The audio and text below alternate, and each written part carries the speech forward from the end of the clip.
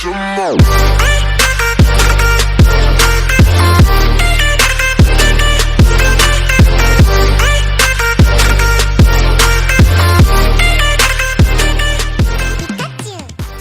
bonjour et bienvenue à tous avec nous sur l'étang de la Poitevinière pour ce bootcamp en novembre. Donc certains connaissent peut-être le concept du bootcamp. On est en pêche enduro mais sans être en enduro. Le principe c'est l'apprentissage en fait. Donc on a décidé de s'y inscrire il y a quelques mois. On y est aujourd'hui. Les conditions sont un peu particulières. On vous expliquera après. Là, je voulais déjà faire l'intro un peu de la vidéo parce qu'on voulait commencer la vidéo le premier jour. Donc, on a tourné quelques scènes, mais il y a tellement de monde et puis c'est vraiment pas évident de filmer. Hier, on s'est mis en place parce que là, on est samedi. On est arrivé jeudi. On vous expliquera peut-être un peu plus tout à l'heure le déroulement des 4 jours qui se sont passés. C'est un apprentissage qui va se faire sur 4 jours. Et là, on est samedi, donc il s'est passé quelque chose hier. Aujourd'hui, il se passe autre chose au niveau des stratégies, au niveau des choses. Voilà, là, c'est simplement pour vous expliquer déjà que ces 4 jours, la Poite, avec le binôme Benji Carpe Passion, qui vient de relancer la canne et faire un beau gardon. Coucou Benji.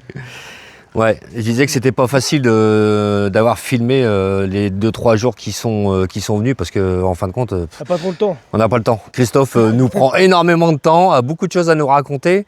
Et à percer, les glaçons à percer. T'essaies de percer le glaçon, il fait POF. Du coup, t'en reprends un autre, tu recommences. Ouais, déjà, avant que les glaçons, avant de les percer, il faut déjà les faire prendre correctement. Ah ouais. Voilà, ça c'est le petit secret, mais bon, ça c'est... On dit jamais 203. Voilà, première, exactement. Nul, deuxième. Ah, troisième, c'est bon. La troisième, c'est bon. Quand tu commences à les percer, du coup, il y en a qui cassent en deux mains. Voilà. Donc voilà, on est installé donc depuis jeudi soir. On a trouvé le bon poste. On est au poste 20 pour ceux qui connaissent la Poitevinière. Je rappelle une fois que les conditions ne sont pas du tout les mêmes, hein, parce qu'on aperçoit le ponton qui est ici et nous, on est à 1m50. 1m20, 1m30, hein, je sais pas, mais ouais, il y a presque 1m50 de bas parce que l'étang est vidangé la semaine prochaine. On ne sait pas pour quelle raison il a baissé à ce niveau-là. On ne va pas le savoir. Bref, tant pis, c'est fait. Donc voilà, 17 équipes, la Poitevinière, c'est pareil, l'équipe de France, Christophe Nougier, Mathieu Néra, Clément Faure, Thierry Pradignac, on a vraiment une bonne population de champions équipe de France avec nous pour nous coacher. Encore une fois, on vous expliquera tout à l'heure un peu le principe. Là, voilà, on a mis en place la pêche le samedi, concrètement par rapport à ce qu'on a pu étudier hier le vendredi, grâce à Christophe, où on aurait... Je pense pas fait du tout un peu la même chose, peut-être un peu la même stratégie, mais les distances d'amorçage, les quantités. Non, moi, je pensais le faire aujourd'hui, moi, ça. Ouais, le lendemain. Faire un gros paquet d'amorçage à 90 mètres. Non, dis pas trop, on l'expliquera tout à l'heure. Bon, en tout cas, en attendant de vous expliquer tout à l'heure, on va aller faire du stick, on va aller faire du glaçon, on va aller préparer les montages, parce que depuis ce matin, on prépare en fait le coup, surtout pour le soir et la nuit, parce que la journée, on sait qu'il se passera pas grand-chose. On a tardé à mettre les choses en place avec Christophe, on a discuté ce matin, on a pris notre temps, on est plus sur l'analyse avant de se précipiter à faire quelque chose. Donc là, on a posé les bases, on a posé quelques bases hier, là on a mis vraiment en place aujourd'hui. Et puis on espère la remontada du poste 20 cet après-midi, mais surtout ce soir et cette nuit. Voilà, merci à tous et à tout à l'heure. Bienvenue et retour avec nous sur l'étang de la Poitevinière. Donc 4 jours, bootcamp, équipe de France. Très beau projet qu'ils ont fait. Donc on s'est inscrit, il y a plus de 5 mois sur ce bootcamp. Donc là on va vous résumer un petit peu déjà ce qu'on a fait. Comme je disais tout à l'heure, c'est que ça a été compliqué de filmer, non seulement par manque de temps, par la météo aussi un peu compliqué. Donc on est arrivé jeudi dans la nuit. Donc la journée de jeudi, ça a été plutôt de l'apprentissage. Rapide. Donc faut savoir qu'à la base c'était un enduro, mais comme disent tous, hein, Damien disait, c'est pas un enduro, c'est un apprentissage. Même s'il y a une petite compétition à l'intérieur, on est vraiment plus là pour apprendre, découvrir des choses. D'ailleurs, c'est une pêche de coaching. Voilà. D'ailleurs, c'est ce qu'on a appris jusqu'à aujourd'hui. Donc la journée de jeudi, ça a été le matin, on a fait des petits groupes avec les coachs. On est parti faire le tour du plan d'eau pour faire des analyses un petit peu du poste et des stratégies qu'ils auraient éventuellement pu mettre en place suivant le choix des postes sur lequel on aurait pu tomber. On a fait tout le tour, on a fait les deux côtés, ça a pris énormément de temps. Il y avait Jérôme de Parnay, il y avait, on a fait le tour avec Jérôme et puis Thomas Bernard. Thomas Bernard, les deux. Donc on a fait cette analyse-là le matin. Déjà on s'est aperçu de certaines choses qu'ils auraient pu peut-être mettre en place et pas nous ou quoi que ce soit. Toujours pareil, leur approche du plan d'eau, même s'ils le connaissent, un peu difficile, hein, ce que je rappelle les situations, c'est que là il y a 1,50 m d'eau en moins, donc on n'est pas en situation optimale du plan d'eau en pêche. Donc adaptation oblige. C'est quand on nous dit que sur les pontons, d'habitude quand en compétition, tu peux balancer directement et que là c'est vraiment une pêche de recherche et de sondage comme on a pu faire déjà hier et refaire un peu encore aujourd'hui à reclipper les cannes et tout. C'est vrai que c'est pas si simple que ça. Donc là, c'est l'analyse du plan d'eau qui rentre en compte, la pression de pêche, les poissons regroupés certainement dans des endroits plus restreints, peut-être à des endroits qui ne sont pas forcément d'habitude. Après, ça nous a permis de voir un petit peu les zones de tenue, les distances de pêche, les axes de pêche de chaque poste. Donc ça, le matin, ça a été quand même très bien, qui nous-mêmes connaissons pas le plan d'eau. L'après-midi, donc on a mangé. L'après-midi, on a fait des ateliers. Les ateliers, donc ça a été atelier montage, atelier glaçon, parle de pêche, de stratégie. Il y a eu lancer de distance, lancer de précision. Enfin, on a fait un petit peu d'entraînement, lancer de précision et après. Donc lancer de précision, il y avait, je sais plus qui s'en occupait. Pierrick, voilà, qui apprenait un petit peu sur des distances et des conseils pour faire un lancer de précision. Savoir comment on peut mettre un bout de rubalise et non pas mettre de rubalise. Les plombs un peu plus adaptés pour les longues distances, en nylon ou en tresse. Le nylon avec l'élasticité n'est pas pareil que la tresse à l'arrivée du plomb au niveau du piquet souhaité. Des choses que peut-être tout le monde connaît, mais en fait on connaît des choses, mais pas l'essentiel en fait de la... Enfin, on va pas plus loin que notre analyse à nous et certaines choses, des fois en pêche, on pourrait mettre du nylon, de la tresse alors qu'on n'est pas forcément dans les mêmes conditions, mais eux feraient peut-être un autre choix. Enfin, il y a plein d'autres techniques qui sont exploitées. Même ne serait-ce qu'au lancer, enfin lancer de précision, bon, il y a différentes lancers bien sûr, et tout le monde ne lance pas pareil. Et après il y a le lancer de distance aussi qu'on est venu pratiquer dans l'après-midi. Et là, qui n'est pas du tout pareil, et tout le monde se dit bras devant, enfin.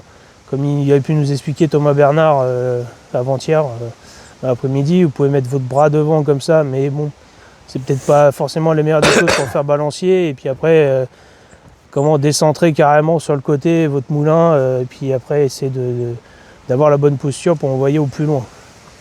Donc ça, c'était l'atelier longue distance. Donc on a pris nos cannes, on est parti au bord de l'eau. Il nous a regardé lancer, voilà, il nous a corrigé certaines erreurs, il nous a conseillé certaines choses qu'on ne faisait pas. D'ailleurs, moi-même, je me suis découvert, rien que de déplacer le lancer sur la droite, de se décentrer les épaules. Mine de rien, j'ai gagné il y a plus de compression. Une vingtaine de mètres, il y a plus de compression. Une pêche propre, moi je la fais à 120. Là, le plomb, il est parti déjà à quasiment presque 150. Alors, je dis pas que je vais pêcher à 150, mais déjà, on se rend compte qu'on est capable de lancer un plomb déjà à cette distance. Maintenant, de pêcher propre, c'est encore autre chose. Hein.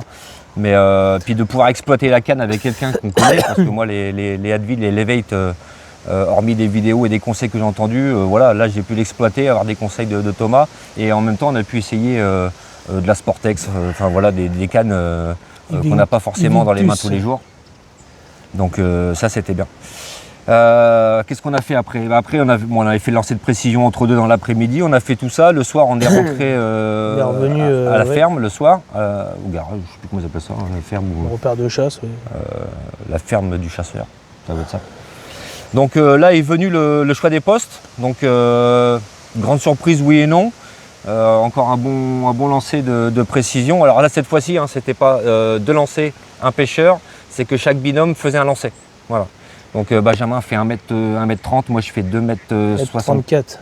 Combien 1m09 je crois. 1m09 et moi je fais 2m74. 2m34 toi. Non, 2m74. Bah ouais. Bref, on va le couper parce qu'on ne sait plus les chiffres. Donc on fait un lancer de précision, donc c'est un lancer de précision, c'est un tiers chacun, moyenne des deux pareil. Petite surprise quand même. 2m53. Voilà, 2m53 de moyenne, choix de poste en troisième. Alors, je reviens sur ce que j'ai dit tout à l'heure, c'est pas un choix de poste qu'on a fait. En fait, on a fait un choix de coach. Il y avait une grille qui était sortie.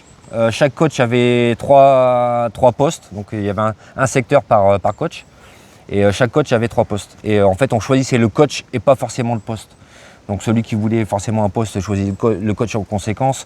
Moi j'avais dit à Benjamin, puis on était plus ou moins d'accord. Moi j'avais, on va dire dans la tête, j'avais Mathieu Nera, Christophe Nugier en première position, Nera et puis Thomas Bernard. Voilà.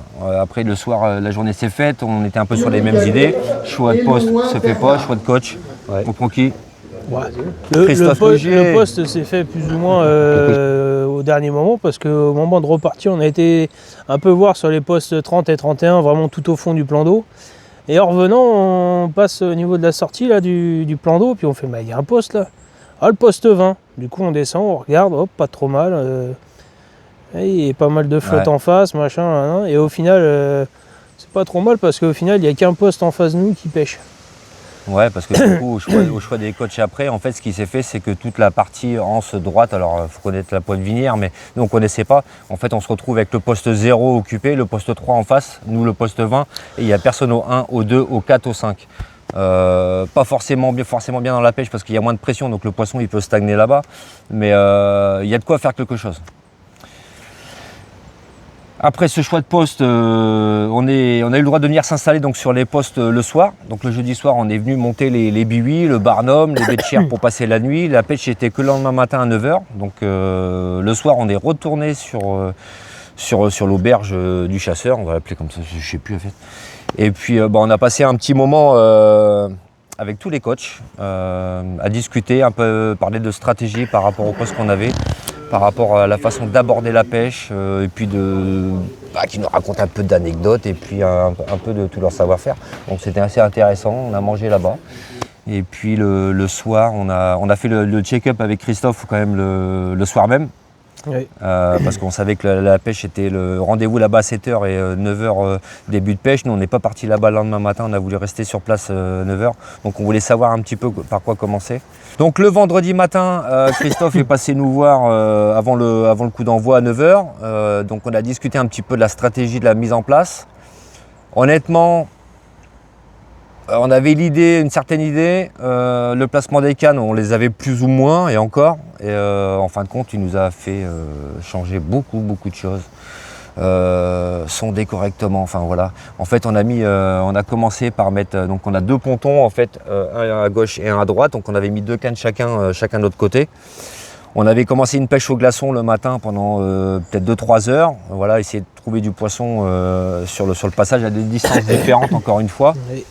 Et puis à partir de 11 h, Christophe nous a dit on arrête tout, il faut sonder.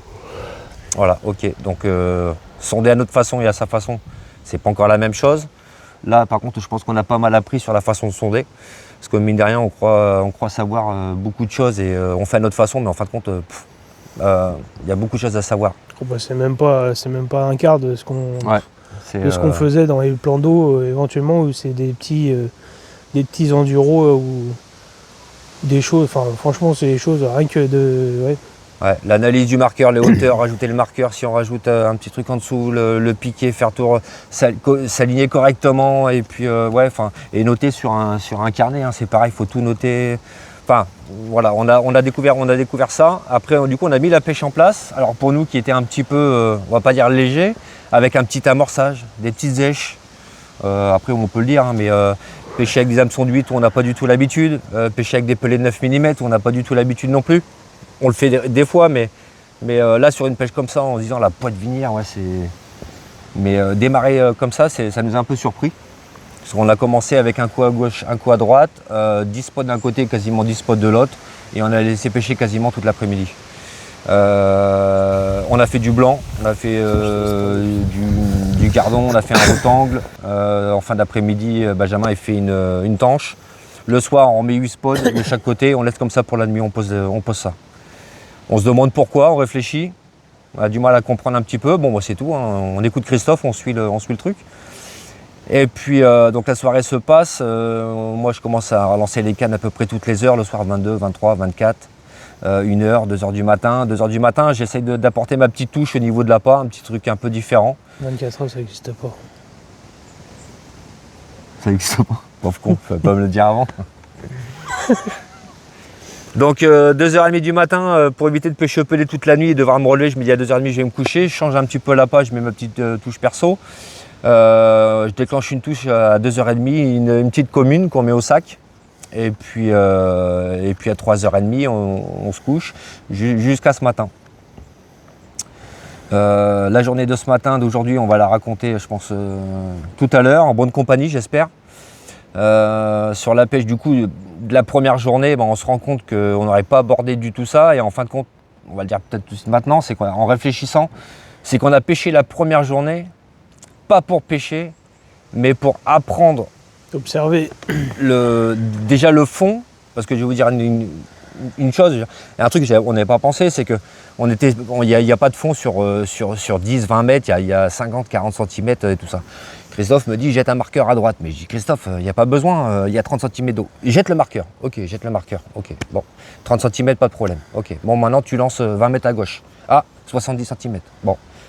Et moi, j'avais déjà mesuré en pleine eau, il y avait 1m50, 1m70. Il me dit, il n'y a pas un truc qui se passe là? Bah, j'ai en fait, si. C'est qu'en fait, à un moment ou à un autre, il y a une cassure, il y a un mur, il y a un plat. En fait, ça fait 20, 30, 40, ça descendait. Et moi, j'étais à 1m50. Donc, en fait, on a essayé de chercher la cassure. On l'a trouvée. En fin de compte, voilà, elle passe devant nous à une certaine distance. Et déjà, ça, l'analyse, on n'était pas parti du tout de la même façon. En fait, du coup, le fait de comprendre déjà les hauteurs, le plan d'eau, en fait, ça permet de savoir où circule le poisson, d'essayer déjà d'attraper est-ce qu'il y a du blanc ou pas, chose qu'on a fait. Il y a eu du blanc à une certaine distance. On a trouvé les fonds. Et en fait, on a passé la première journée à analyser en fait tout ça, à essayer de prendre au moins un poisson, de comprendre un petit peu les temps, voir s'il y avait du blanc. Il y en avait. Les distances, on a touché un poisson. Le fond, on le connaît. Le substrat, on le connaît.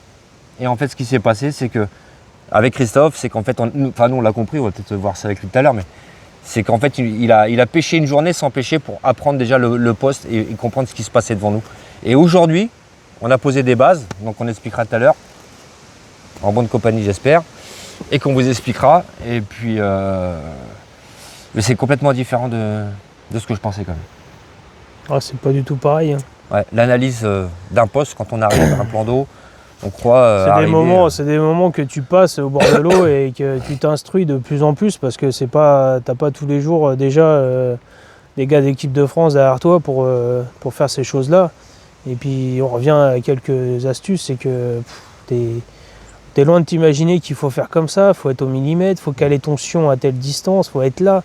Regardez si c'est vraiment précis ou... Après c'est peut-être au bon vouloir de chaque pêcheur aussi d'être aussi précis et pointilleux sur ça. Mais c'est des choses qui sont, si vous mettez un spot 15 mètres derrière et puis vous pêchez je sais pas où, voilà quoi, avec les bannières et tout ça, c'est vrai que ça y joue vraiment. Ouais. Mais en fait, on se rend compte que quand on pêche des fois comme ça, c'est qu'en fin de compte, soit on connaît le plan d'eau, soit on sait où les poissons se trouvent. On arrive, on prend, on tape le marqueur, ouais, voilà, on sait que ça mord à 80, on retape le marqueur une fois pour voir vraiment le plan, le fond. On se dit voilà, tiens, 80 c'est là, si on arrive, propre, on baigne un saut dessus, on fait le poisson, on est content. Mais en fin de compte, c'est pas du tout ça parce que on sait où il est le poisson, mais on n'a rien compris autour en fait. On sait, le jour où les poissons sont pas là, parce que tu pêches à 80 parce que les poissons sont là, à la rigueur, tu le sais, tu viens sur le plan d'eau parce que tu sais. Oui. Mais en fin de compte, le jour où ça mord pas, t'as aucun plan B à se dire j'ai analysé le truc, ça se trouve c'est plus profond, c'est moins profond, c'est le placement des cannes, t'as rien fait en fait. Comme pour la semaine prochaine. Ouais. La semaine prochaine, ça va être un peu de recherche aussi, hein, parce que ça dépend le choix du poste. Une autre vision d'aborder, alors surtout en compétition ou en enduro, hein, maintenant on en fait un peu de plus en plus et puis on essaye de faire des trucs un peu plus avec un niveau relevé, mais on voit qu'on est encore loin, quoi. C'est vraiment, on essaye, on apporte nos petites touches, mais là je pense que les 4 jours on nous a apporté des grandes semaines, des grands mois, voire des années sur des choses, même sur le glaçon, la construction des glaçons, sur des montages, sur des trucs qu'on pensait même pas, on n'imaginait même pas comment ils pouvaient faire ça. Et eux le font avec certaines choses. Les pelés, comme Christophe nous expliquait tout à l'heure, ça peut être du pelé à 2 mm jusqu'à 14 mm en Coppens ou en Guessoin. En fait, chacun a son utilité. On n'utilise pas partout la dissolution, le grain pour le blanc ou pour la carpe, en fait, il analyse tout. Et... Même si vous pêchez en pelé de 9 mm éventuellement, il faut trier. Ouais, faut trier les. Faut ouais, trier, il les a impressionnés faut là-dessus. trier les, Christophe, c'est ouf. les petits pelets, vous avez différentes tailles et tout, il faut prendre les plus grands, enfin c'est... Ouais, vachement minutieux, alors à nous, pas à ce point-là, mais déjà si on arrive à prendre le quart de ce qu'il a pu nous raconter comme conseil, je pense que c'est la mémoire de la personne. Ouais. Le vécu, les nombres d'heures qui est passé au bord de l'eau aussi, je pense que... Ouais, c'est ça, ouais. Ouais, faut pêcher. Hein. C'est... Faut pas envoyer sur les réseaux, hein, comme on voit souvent, je vais pêcher au poste 10 sur l'étang de l'oiseau, à quoi ça mord et à quelle distance. Souvent, sur les réseaux, tu vois ça, les mecs, tu poses ta canne, t'essayes, tu reviens une fois, tu reviens deux fois, tu trouves pas ta tu pêche. reviens 3 fois. Tu pêches pas. Si T'essayes, t'en as pas, t'essayes, tu t'es cherches. pas dans qui veut gagner des millions, appelle un ami. Hein. Ouais, bah si, pour beaucoup c'est ça, hein, c'est je pêche, jamais été là-bas, avec quoi faut pêcher. Enfin ouais, non, c'est... Ah, t'as gagné l'enduro là? Ouais, mais t'as pêché avec quoi? Bah... si tu veux, je te le dis, mais bon, bah si après ça déroule pas ça, c'est pas de ma faute. Hein. Tiens, c'est bien ce que tu dis, parce que gagner un enduro c'est une chose, mais savoir comment et pourquoi on l'a gagné. Est-ce que parce que le poisson, t'as mis ton spot, t'as fait ton spot à un endroit où le poisson il était là, ça a tapé tout de suite et puis voilà? Ou c'est parce que tu l'as cherché, ou en fin de compte t'as gagné parce que le poisson il était là à ce moment-là, comme tu prends des enduros où t'as une anse, où t'as des postes qui fonctionnent toujours. Tu sais que tu prends ce poste-là, tu sais que tu vas taper du poisson. Pourquoi t'as gagné? Parce que t'as pris le poste où ça fait du poisson. Mais comment tu l'as attrapé? Bah en fait, juste la base, t'as balancé et puis t'as pris. Ça fait des années qu'ils le connaissent, ou alors t'en as, ils arrivent et puis ils vont gratter comme il faut, puis ils vont trouver les bandes de cailloux ou les cassures qu'il y a éventuellement à exploiter. Ouais. Non mais bon, on va peut-être s'arrêter là pour l'instant, hein. Je pense que sinon on n'a passé que 2 jours pour l'instant, 2 jours et demi, mais on a tellement déjà raconté. Donc voilà, donc là la stratégie est en place. Juste une chose aussi, c'est que, là je vois le rod pod, c'est qu'en fin de compte on a déplacé les 2 cannes du poste gauche sur le poste droite. On a mis le rod pod et les 4 cannes dessus. Donc voilà. Le reste tout à l'heure. Et puis on va finir de préparer glaçon, stick, montage pour soir et cette nuit, parce que normalement ça devrait déclencher à la poite. Et la remontada du poste 20. Voilà, même si on fait un poisson. Cette nuit, il se fait pas énormément de poissons, il n'y a que le poste A, B, le B qui doit en faire peut-être 5-6 là. Mais après tout le reste autour c'est... Après ça dépend, ça peut être des tanches aussi. Ouais. Des belles tanches. Hein. Mais bon, ils avaient déjà 2 poissons ce matin, puis je pense qu'ils en ont refait au moins 2, ils en ont 4. Mais après c'est un poisson ou 2 par-ci par-là, il n'y a rien de folichon. Voilà, on va aller préparer ça, on se dit à plus tard et puis bon visionnage.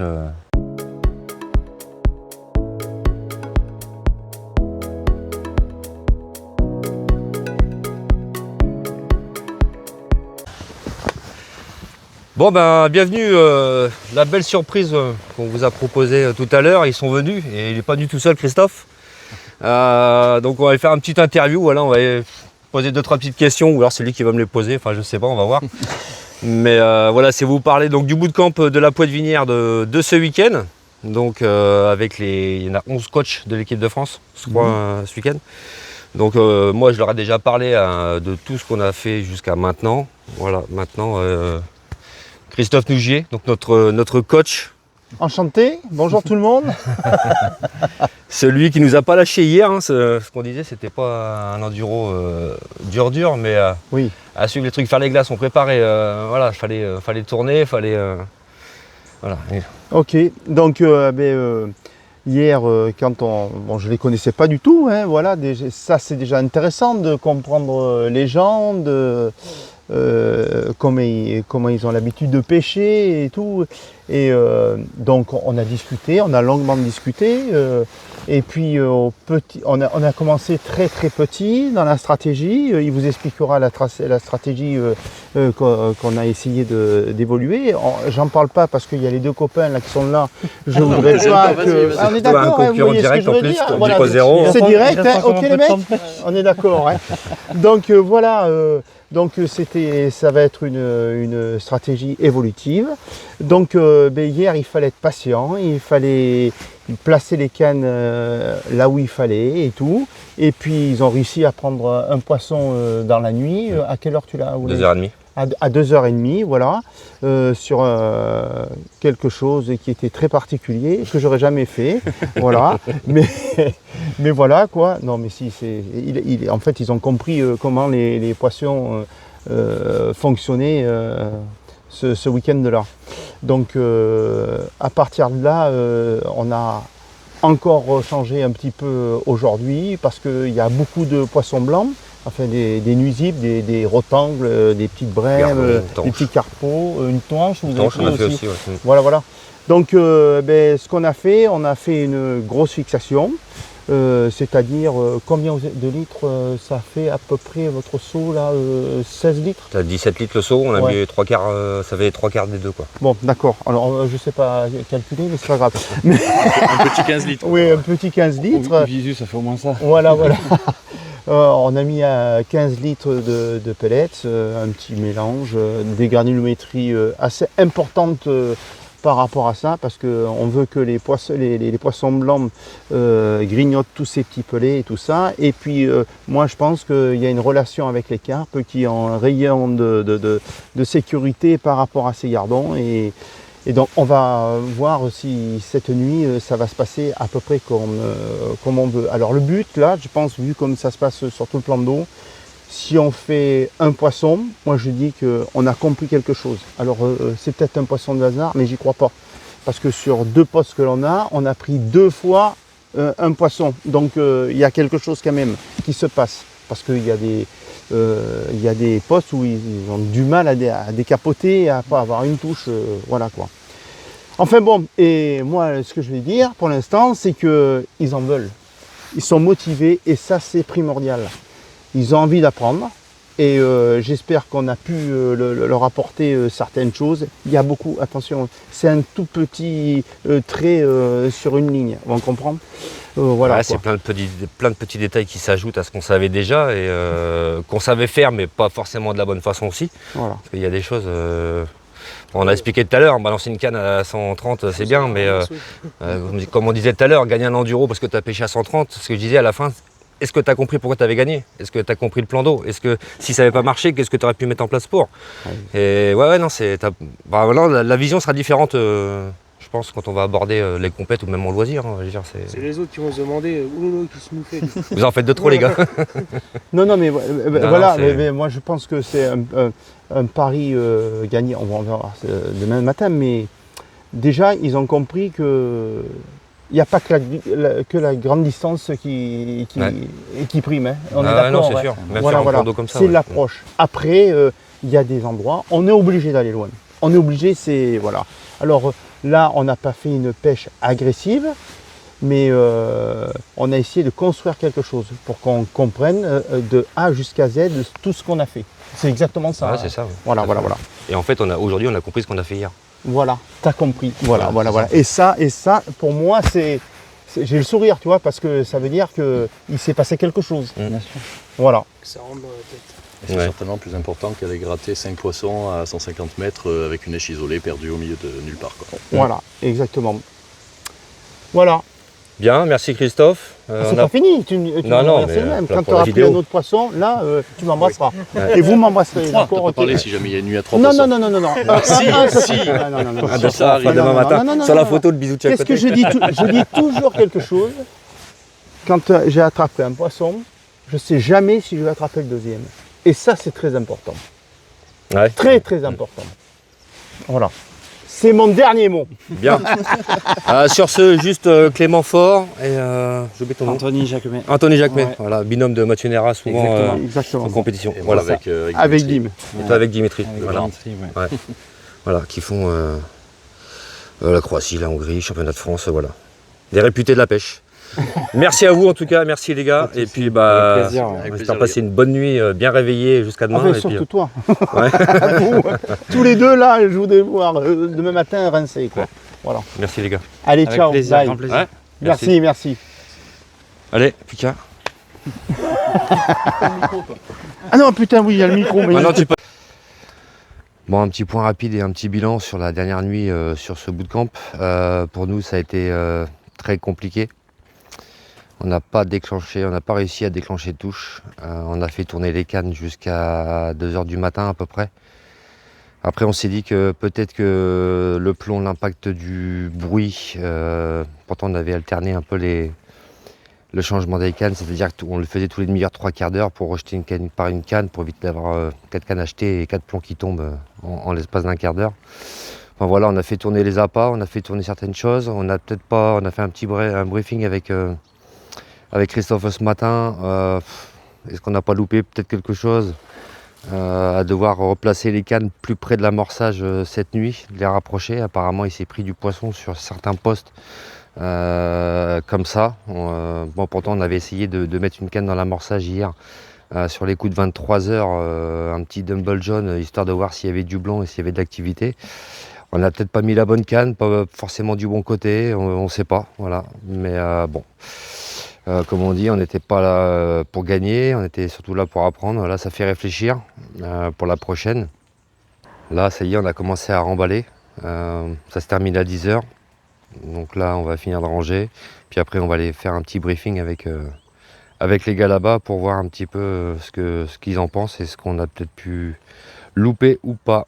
Voilà, à tout à l'heure.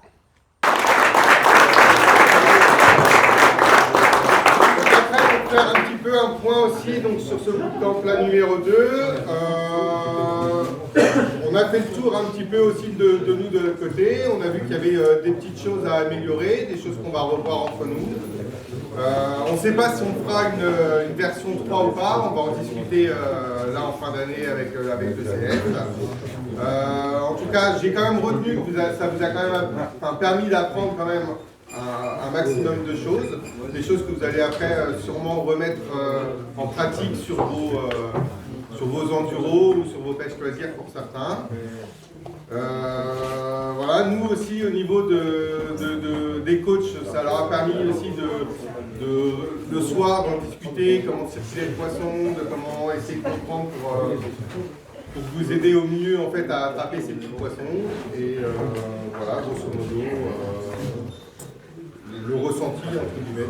Je ne sais pas s'il y en a qui veulent ajouter des choses ou pas. Nous, on remercie en tout cas la Pointe Vinière de nous avoir accueillis sur son plan d'eau, de nous avoir mis une petite cabane de chasse. Alors c'est vrai que pour nous, ça a été quand même assez compliqué. C'était quand même assez dur de passer ces 3 jours-là ici, mais je présente bien sûr, on avait le feu de film et tout ça. On a eu les coachs quand même qui ont essayé de passer un maximum aussi la nuit pour voir. Donc voilà, on remercie en tout cas tout le monde par rapport à ça. Voilà. Moi, je pensais à le faire aujourd'hui, moi, ça. Ouais, le lendemain. Faire un gros paquet d'amorçage à 90 mètres. Non, dis pas trop, on l'expliquera tout à l'heure. On garde le secret pour... Bon, bah, faut que je ferme ma gueule. Non, mais c'est pas ça, mais si tu leur expliques pas le début. Ça tourne.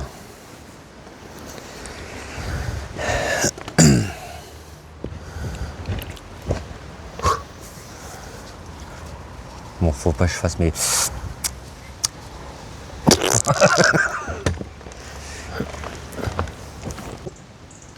Excusez-moi, c'est le fiston.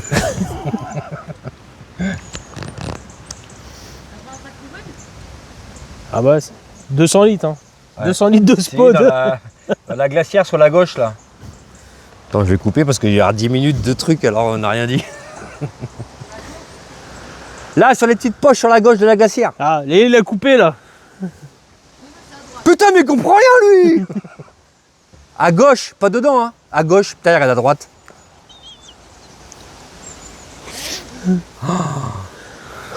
C'est Moumoute.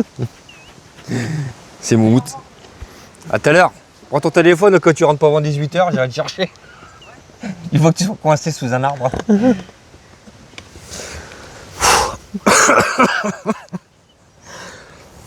Comment tu veux te servir après ça?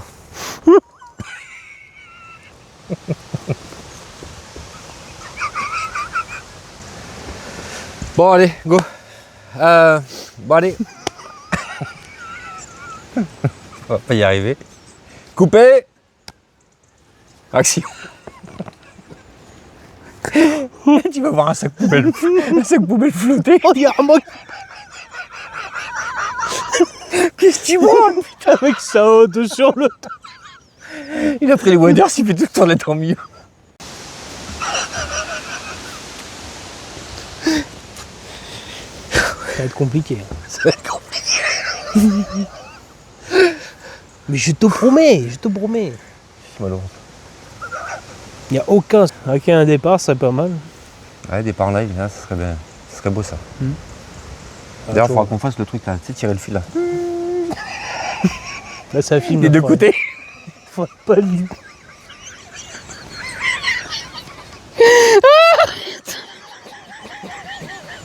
Oh putain, doublé les gars.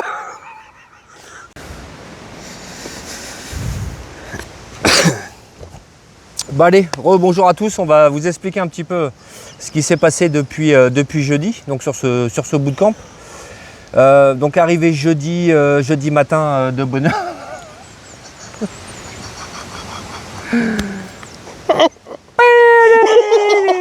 Oui, Benjamin Ripoll, Ce matin, j'ai appelé Benjamin Ripoll. Non, faut être sérieux. Plus sérieux. Je recoupe parce que sinon à un moment donné je vais.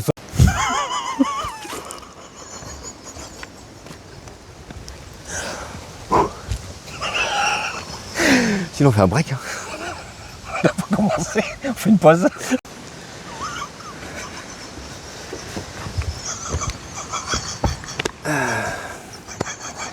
Bon allez, bienvenue et retour avec nous sur l'étang de la Poitevinière. On va jamais y arriver, bordel de merde.